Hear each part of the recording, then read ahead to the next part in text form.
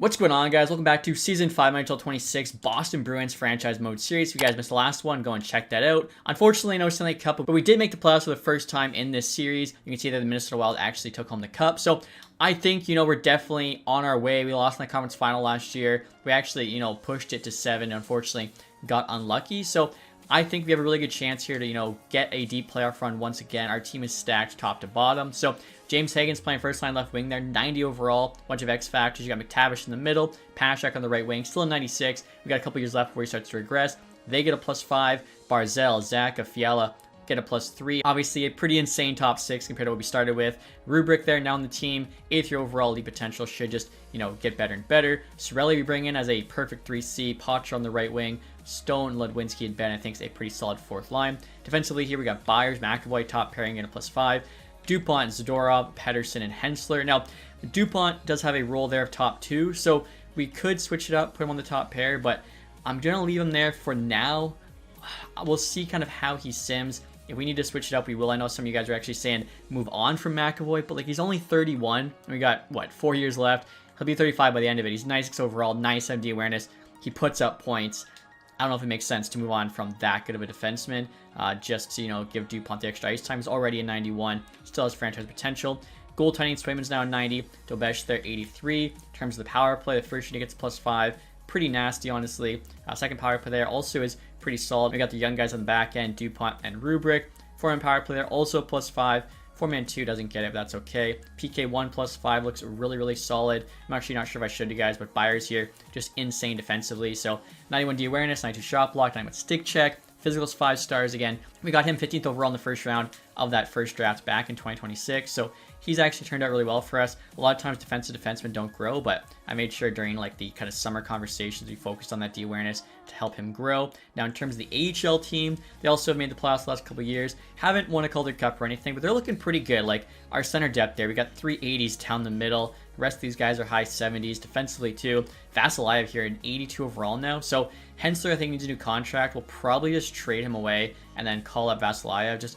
I think it makes sense, salary-wise. Then goaltending here, of course, DiPietro still starting. And before we get started here, guys, quick update on the ratings. So we got 95 offense, 91 defense, and 91 goaltending. Like I said, this team should be pretty good. In terms of contract extensions, guys, right now we actually have 11.7 million in cap space, so we can be, big-time players come trade deadline. Charlie McAvoy, though, needs a raise. He's going to want a raise. He deserves a raise.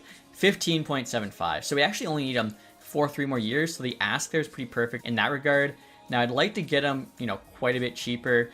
85% rule. I mean, even at 13.6, he still has a lot of interest. Don't want to push our luck, though. We've gotten screwed by that. The kind of ask goes up. We'll try 13.5. Honestly, $4 million. He's a 96 overall D-man. That's actually still a really good value. Now, Hagen's here I'd like to extend. Unfortunately, I think because he's a creative player, some sort of bug's happening. So even though he's on the last year of entry level, can't talk to him about extension. Obviously, we'll do that once we get to the summer. Potter here wants $6 million.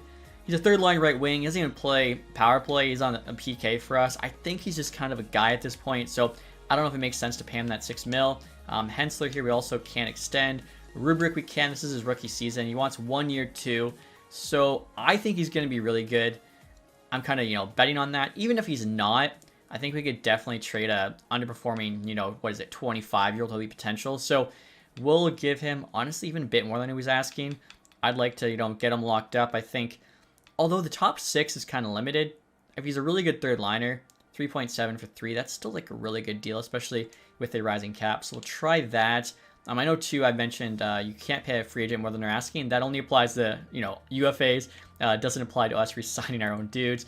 Goaltenders there are locked up. And in the system, I don't really think just anyone worth signing early. So we'll see what those guys say. And there we go, guys. Charlie McAvoy said yes. So I think having the captain back, best player on the team, or I think him and Pasternak might both be 96s. That is huge. Rubric there also said yes. I think that's a very team-friendly bridge deal. And again, it definitely helps us out the fact he hasn't played an NHL game yet. So we are betting on him, being good. But like I said, even if he sucks, I think we can definitely trade away that contract. This is kind of crazy, guys. Boone Jenner just got put on waivers. He's making $8.22 million. He's an 81 overall. Why did he sign for that much money? He signed for about $1 million less than Connor McDavid. That's crazy. And honestly, looking at his stats, he'd be a decent fourth liner, but not for that price. And now, guys, it's the end of December here. We have a record of 19, 13, and 4. We were actually like about 500. As you can see here, though, I think we got, what, 6 wins in a row. So that kind of helped bring us back. We are currently in a playoff spot. We actually have a divisional spot, 1 point lead there on the Maple Leafs. I mean, honestly, we should be doing even better than this. 19, 13, and 4. Like I said, if it wasn't for that win streak, we'd be around 500.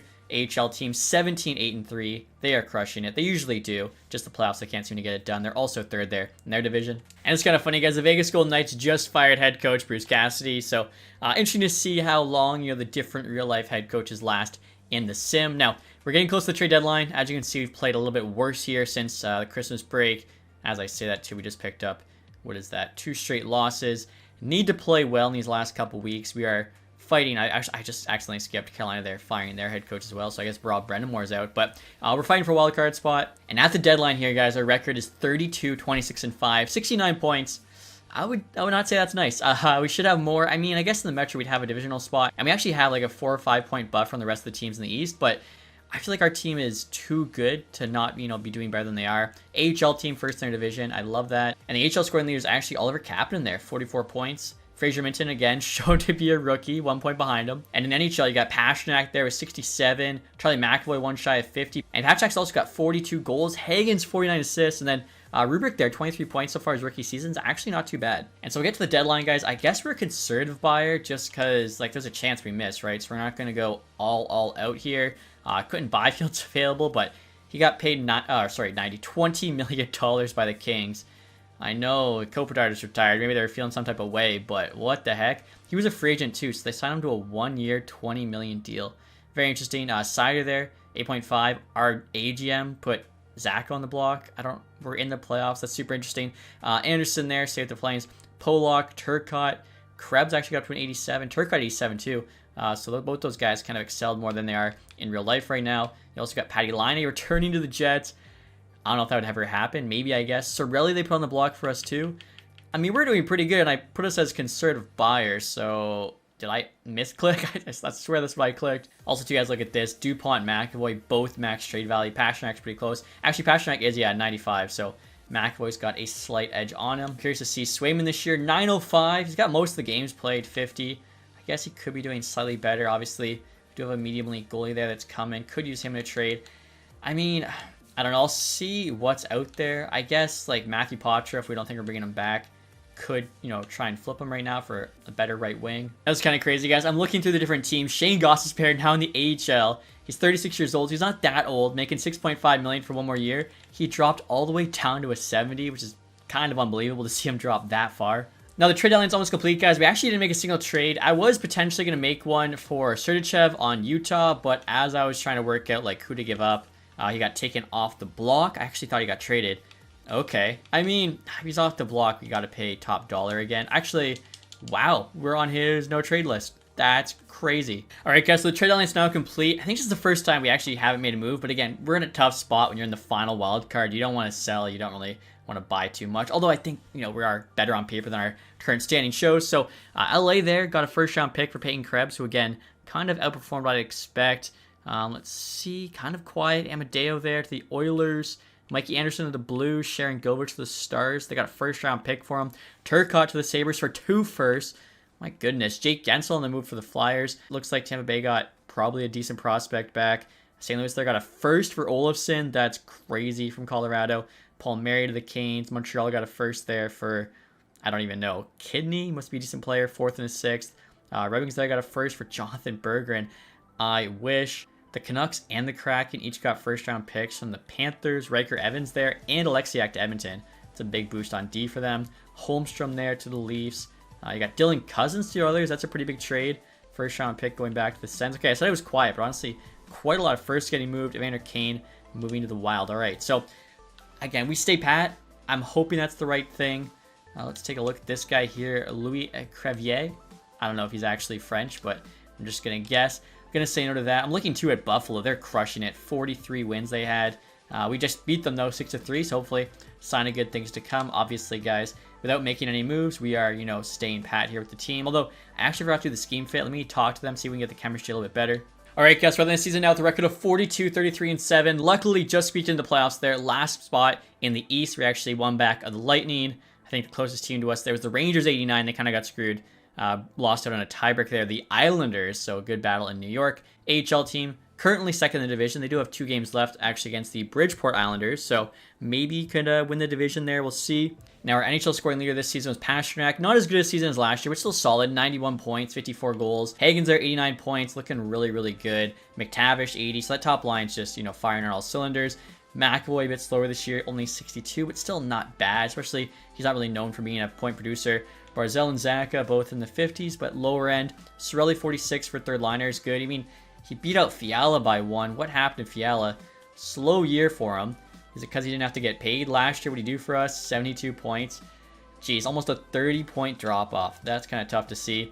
Poncho, 32. I mean, Rubrick, 29. Second power play, third line. You'd like a bit more. Again, I definitely wish I had him as a sniper. We can ask him to change. Although the thing is, his shot's honestly not that great. He's probably a better suit to be like a playmaker there. Take a look here at goaltending. Swayman 908's not too bad at all. Whitehead here actually ended up splitting games with DiPietro, 77. DiPietro's 1 overall higher. That's crazy. I don't think I've ever seen that. Usually the guy with 1 overall higher just automatically, it's like the equivalent to a 90 and a 65. So very curious that they split. Super good save percentages though for both those guys. AHL scoring leader Minton, 58. Captain there, a couple behind. Tumala there, who might make the NHL team next year, because Nadinov also 50 plus. Weisblatt 48. And looking around the entire league, Nathan McKinnon popped off 128. Matthews 125 with 71 goals. Then had McDavid. Okay, so I mean the top 3 is not bad. Nylander, Reinhart, Natchez there, still with the Avs. Draisaitl, Barkov, Bedard. And actually, that's where the 100 plus point guys stop. Bakar at 98 is ridiculous.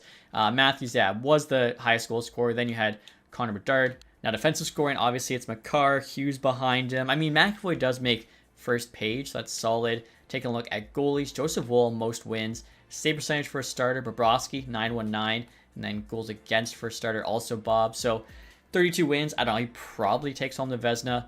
Rookie skaters, Sandin Pellikka, 55 points, just now breaking the NHL, 87 overall. Is this why the trade Sire? Interesting.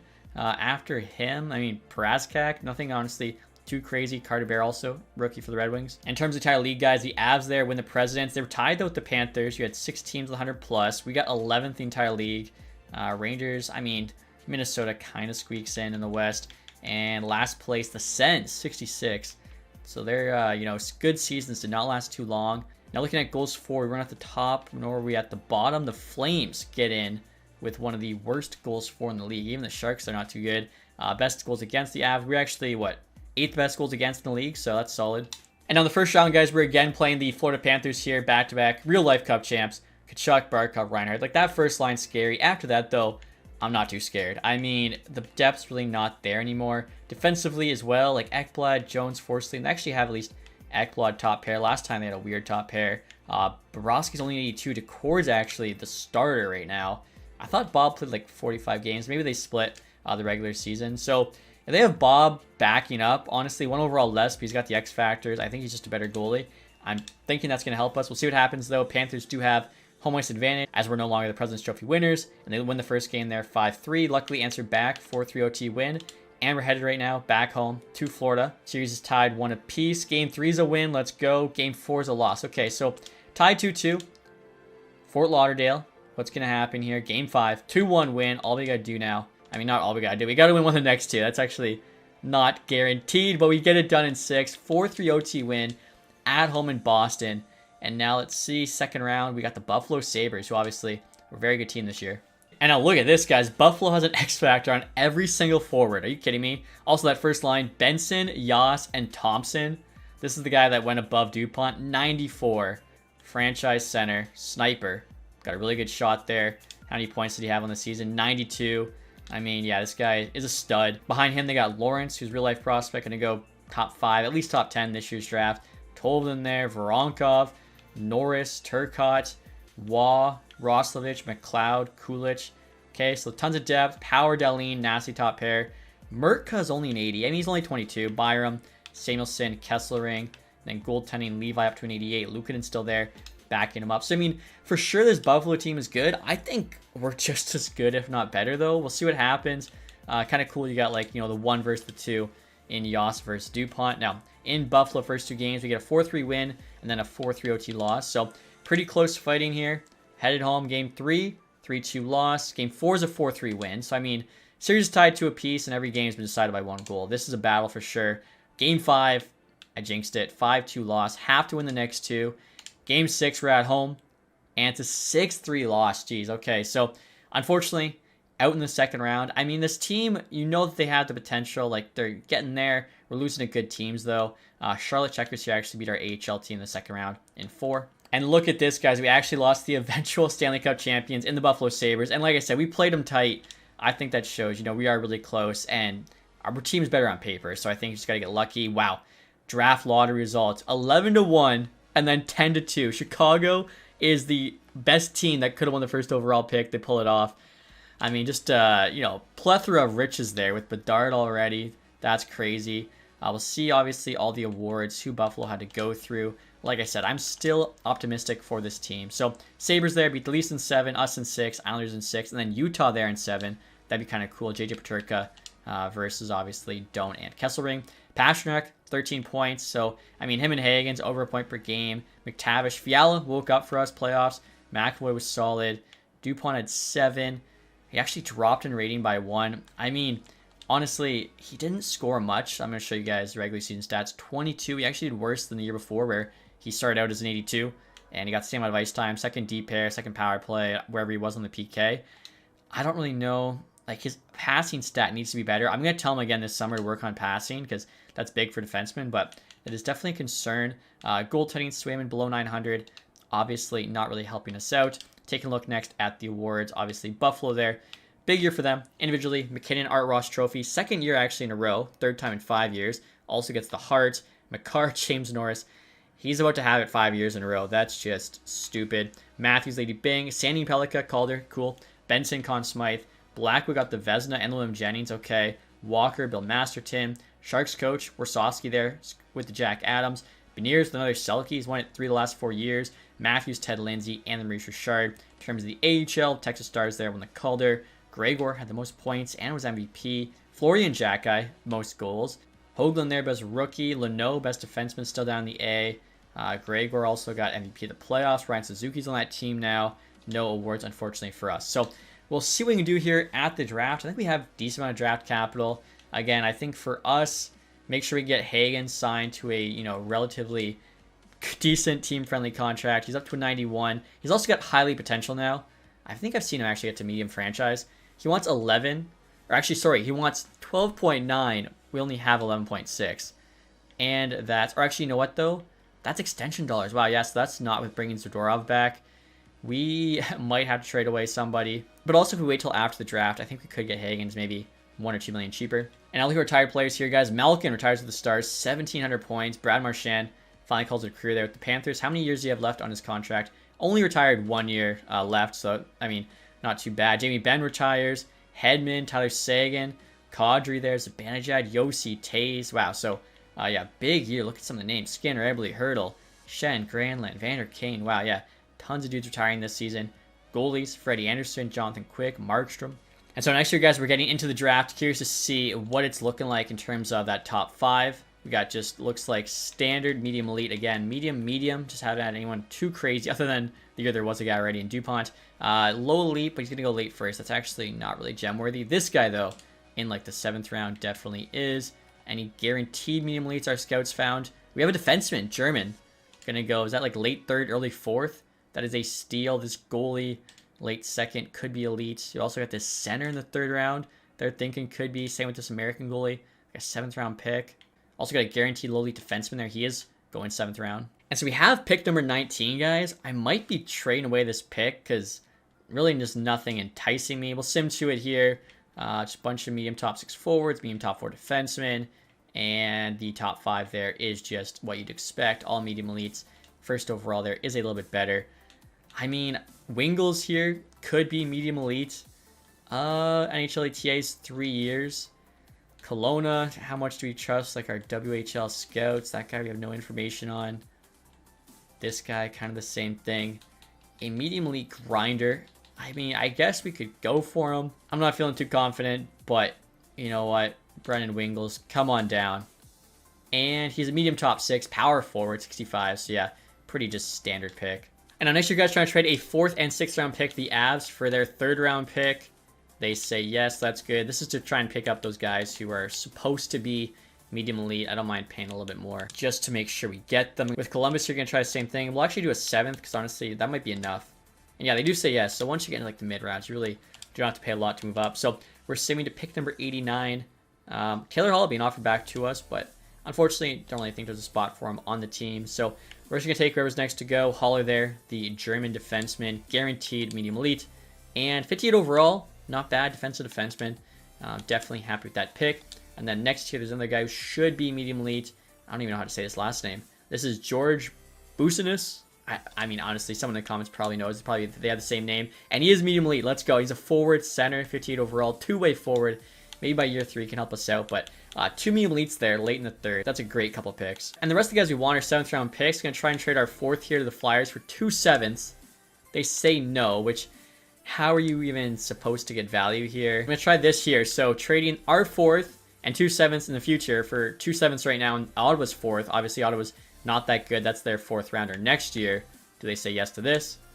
They do. Okay, so I mean, we found a way to kind of make it happen. Obviously, not going to be great when we don't have, you know, too many 7th round picks for the future. We have to just do that cherry on top, and they say trade offer is just a bit low, but that's okay. So right now we actually are reaching a little bit. We'll do Rizzy here, guaranteed low elite.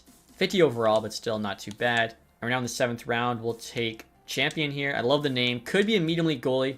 And he is. Let's go. First pick in the 7th round. And then our last pick here is number 22 in the 7th. Another guy who should be low elite we have pinned. And it's Cyrus Bowl. Please be low elite. And he is. Okay, so honestly, pretty good draft. Tampa Bay just got like a low elite guy. Overall, yeah, I think that was solid. And we're out to re-sign phase here, guys, with 11.6 million in cap space. Obviously, Hagen's here is our #1 priority. We're going to qualify. Has he dropped down from the 12 million? He wants 13. He actually wants a bit more. We only need him for 3 years. It's a little bit cheaper. We still can't quite afford him. DuPont as well is going to need a lot of money. Pastrak's going to need a raise, but he'll be 35, so maybe it won't be too crazy. Fiala's dropped to an 88, make it 11.8. I mean, Fiala's a guy, maybe that's who we move on from. Then Rubric, you know, goes into the top 6. Zadorov as well, still has a really good D-awareness, but shot block, stick check are terrible. Even his body checking is only an 85 now. I think we can probably just let him go. Now, Patra, I said, will probably just trade. Has to qualify for 4 million. He actually only wants 4.2. And we did not find a replacement. I think that's because he's dropped to an 84. And then I was saying how Vasilyev could take over for Hensler, but I mean, if we lose Zadorov, we actually are down a defenseman. Hensler, though, wants 5.7. Okay, yeah, we're definitely going to qualify and trade. Zadorov wants $7 million. Oh my gosh. Never, never, never am I paying him that. So I think we're going to have to probably find a bit of a better defenseman. I mean, Svozil, if he's our guy, he's not terrible, but I'd like somebody just slightly better on that bottom pair. And I guess we should get him signed in case, you know, we have to use him. League min for 2 years. That's actually a really good contract. And look at Brett Harrison here, guys. He wants $900K for 1 year. Potentially could be a 4th liner. So we'll give him a 2-year deal there, just under $1 million. Tumula's another guy. Potentially could be a 4th liner. I mean, honestly, maybe we can find someone better, though, if he wants 1.1. Speaking of, Stone here is down to a 79. And Jimmy Benn retired. Stone's still making 1.5. He did have 27 points. Good D-awareness. He has the X factors. The rest of his stats, though, I mean, they're terrible. They're absolutely terrible. Might trade him. I'm honestly not too sure, though, what's better right now. Is it like a guy with these stats and a couple X factors, or a guy that actually has, you know, some physicality, better shot block, stick check? I would lean towards the stats. I don't think X factors are that OP, but could be wrong. And since Poch only wants 4.2 million, guys, it costs 4 million to qualify him. We might as well get him locked up. Not interested at all in a 3 year, so I guess we'll do 2 years here. We'll try 3.9, just under $4 million. Now, Poch rejected once more. Harrison, though, said yes. Honestly, might have like the entire like AHL top line just getting called up to the NHL 4th line this year. We got to be close. We'll try 4.1. And there you go. He does say yes. Okay, so like I said, Hensler's going to get traded. Hagen's we want to keep, but we got to make some cap space. We need, I mean, probably at least 12. So we got to make like $3.5 million in cap space, which means we don't have to trade Fiala. We could trade Pedersen, although I don't think that makes a ton of sense either. I mean, Zaka here is same reign as Fiala, is making almost half the money. And then Rubric, obviously, not going to go anywhere. We have 50 points last year, plus he plays PK. Fiala, 45, no PK. Yeah, I think he's the guy we got to move. And so now, guys, for the free agency period, obviously cannot be buyers at all, but curious to see who's out there. Hagen's is actually top player, so probably want to get him locked up before someone makes him an offer sheet or something. Byfield again. Actually, so that 1-year deal from the free agency, I don't know what LA was thinking, $20 million. Will Smith's there. You got Matthew Boldy wants to get paid. Shane Wright, Stenberg there, Zegras, Alex Vlasic, Leonard Turcotte. Honestly, pretty big free agency here. Who's that? Roger McQueen only wants 3.8. We had money. We could do that with an offer sheet. Troy Terry wants 12.8 as an 86. Very interesting. Goaltenders here, Lucas Dostal, 8.2 for an 86 overall. Not really sure about that one. We'll take a look at two-way goalies. Medium starter. I mean, we don't really need that. Now, we do need some AHL players. Probably at least 2 defensemen, maybe 3. I'll do 2 for now, and then we'll kind of see, you know, what happens with Hensler and stuff. Andrew Gibson here is actually from my hometown, or right next to it. We'll do 2 years here at like 925K. Should be, or I thought that was going to be auto accept. Should mention he was a former Red Wings prospect as well. Polkinen, 2577. It's a guy that can keep growing. I'll do the same thing. 2 years, we'll give him like 950K. He does auto accept, so we'll see if we have to add any more guys like that. And then forward wise, we probably need 5. We think we had 5 guys graduate. Tomasino, honestly, could just run the AHL. 81 overall, pretty skilled forward there. Let's see if we do like 1 year, just under $1 million. And that's kind of funny, guys. We could bring in Zach Hyman for the AHL. Actually sorted by shooting. He's got the best shot available of all AHL free agents. He still has an X factor. I mean, I don't know what's he going to do for us, but we could try it out just for fun. Definitely a 1 year. He wants 2 years. It pays him until he's 40. I mean, whatever. We can bury the whole thing. And this guy here could actually be a 4th liner for us. Brabenik, 79 overall at 26, 87 D awareness, 91 stick check. He's like very solid defensively, so give him a contract. Worst case AHL player. And look at this guy here, guys. Matthew Semenoff, 78 overall sniper. He's got 86 D awareness, 91 shot block, 90 stick check, 5-star physical. If we can convince him to become a 2-way forward or even a power forward, I think his rating would shoot up a ton. So we'll do 3 years here. We'll offer him like 975. He doesn't really want that at all. We'll do 2 years, 950. Again, he's going to be a project trying to change his player type. And then Redkopf here is also available, 2578. Try and get him signed immediately with us. There we go. Also Ryan Winterton here, 2679. Just a decent kind of player. I think he could fill in somewhere in the AHL. And then Ethan Gauthier here, 76 overall at 25. He's got a pretty good shot on him. I'm actually thinking trying to do the opposite of the other guy. Make him a sniper. His rating might go up. Obviously, too, we don't really have many snipers in the AHL. So that should be enough forwards there. Like I said, we needed like 5. I think we just made offers on 6 or 7. And so like I was saying, guys, I feel like Fiala's the guy we got to move. 11.85 million. He had less points than Zaka last year. Doesn't play PK. Good player, but we also have Barzell, who could take his spot on the top power play. Trying to trade him with a 3rd to Caden Gooley. Be our replacement for Zadorov, at least this year. He's actually only got 1 year left. 5.5 million. We'll see what he end up getting paid. Probably a lot more, but at least, you know, kind of a temporary solution. Also asking for a 1st.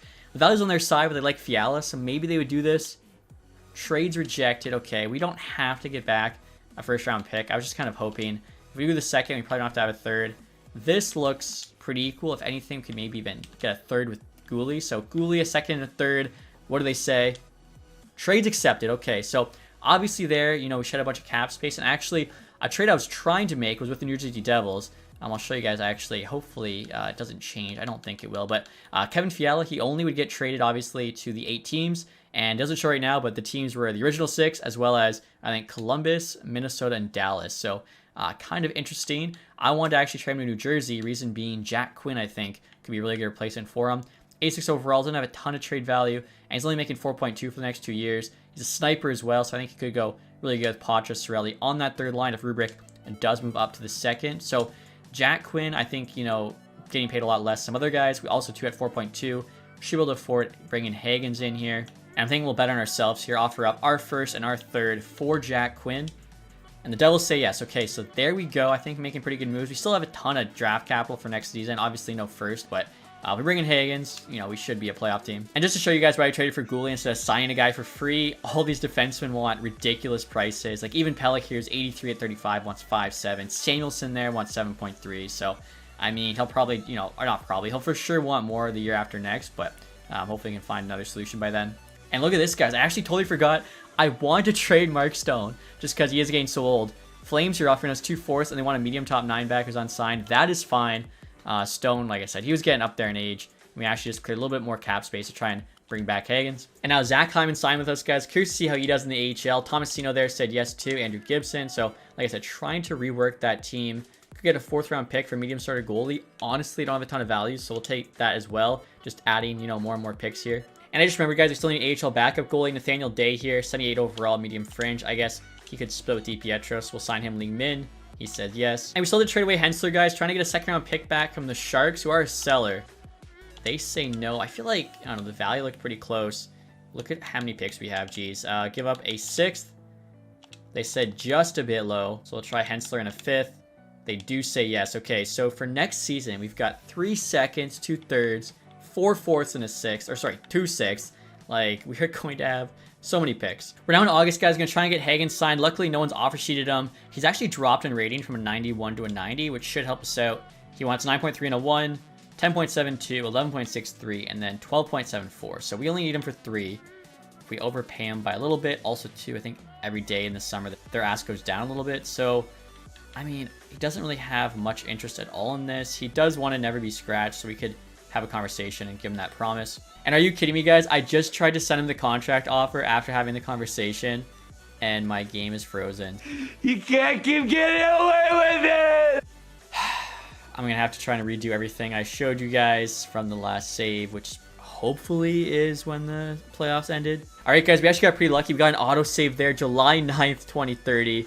Oh my god, oh my god, oh my god! My goodness. So I'll redo whatever I showed you guys. I know 2 years time with this game crashing a ton. He was actually using Boston, something with quick try X factor. So definitely, be saving regularly and be on the lookout for that. I'm going to try signing Higgins again here, guys. This time I waited till the end of August. So luckily with that save, I think it actually did literally everything. Like all the signings, coaches, scouting, trades. The only thing we missed out on, I think, was literally the Higgins offer. So I guess it just saved before I started simming the rest of the month. Now, 1 year 8.1 is a lot cheaper, so we could almost get him for 4, but let's just do 3. Again, I'm not going to have that conversation with him because it did not work. I mean, I'm honestly even worried. I should probably say before I click offer contract in case that was what it was. It wasn't the conversation. So I'm offering him 11.5 here for 3 years, an extra 500K. The contract interest isn't very high. The organization interest, though, is super high, so maybe he'll say yes to this. And actually, you know what, guys? One thing we missed out on was all the conversations I had for the guys during the offseason. None of those saved, so got to redo them. And so Higgins rejected our first offer, guys, asking for under 11 now for 3 years. So we'll try the same thing, 11.5. The contract is still like, only a little over half. So I'm not sure if he'll say yes, but luckily, knock on wood, I think we've avoided, any offer sheets because it's almost September. He still says no. See if that price drops once we actually get to the start of preseason. Now, guys, we're having a conversation with Marco Stern about next season. I assume competing for the cup. Yes, we are. And that's with actually Higgins not even signed. So kind of shows you how stacked we are. Again, looking at like the 3-year kind of rotation, we start off with 5v5, then conditioning. Now we'll go back to strength, only losing discipline. And a lot of the guys, the discipline's gone up quite a bit due to offensive defensive conversations over the summer. And now look at this, guys. Higgins asking for 6.8 for 1 year. Also shows him on a CHL team, which is pretty funny. 2 years, 9.3, 3 years, 10.6. I mean, we might just have to do the 2 years. That actually gets the contract interest up into like the final 2 bars. So try 11.3. And there you go. Higgins did say yes, so I guess we'll worry about the raise in the final season. And now next, you guys will show what the lines are looking like for next season. Again, I think, our team is pretty stacked. So the first line there is staying the same. Higgins, McTavish, Pasternak, they played really well. I am curious, like Higgins' potential's got up to high elite. Is his X factor's going to improve soon? They're still just like the 3 lowest tier. Blue's obviously the second, Red's the best. Jack Quinn I'm actually putting on the second line just because that shot there's 5 stars. Playing with a very good playmaker in Barzell, I think could really help him out. And then we actually have Sorelli playing 2Cs, now an 88. Zach there, 87. Either or, though, we get a +5. Rubrick stays third line left wing. Poch there on the right. Rubrick there actually is an 85 now. Harrison finally made the NHL team. He's playing with Minton there and Ledwinski. So these guys get a -1, but they're all like pretty solid. Ledwinski's got 4-star defense and physical. Minton, same thing. He's got 85 faceoffs. And then Harrison there's actually got 5-star physical. So I feel like they'll be decent on the 4th line. Defensively, we still have Byers and McAvoy on the top pair. Byers actually added an X factor, truculence. You got Gooley there on the second pair with DuPont. I think he's added an X factor too. And then Vasilyev gained his rookie start with Pedersen there. So, I mean, top to bottom, 89 Swayman, 83-year-old Besh. This team's looking pretty good. AHL-wise, I mean, the first line there, Cousin-Dinov, Tomasino, Weisblatt. We got Hyman. We'll see if we can put up some points on that second line. And actually, I want Owen Beck playing there. He's a bit more offensive than Winterton. So move him down to 3C. You can see the AHL team looks pretty good. Defensively, Svozil there, 80 overall leading the way. And then goalie-wise, we got DiPietro, Day, both 78s. And in terms of ratings, guys, for this season, we got 94 offense, 93 defense, and 91 goaltending. So definitely our highest defensive rating yet. It might be just our best ratings. I think maybe we had 95 offense last year, but the defensive ratings definitely gone up. So hopefully more balanced team. We can make, a deeper run next year. Obviously, you'll have to wait and see what happens. If you guys enjoyed this one, leave that thumbs up, subscribe if you haven't. Thank you so much for watching. Have a nice day. Goodbye.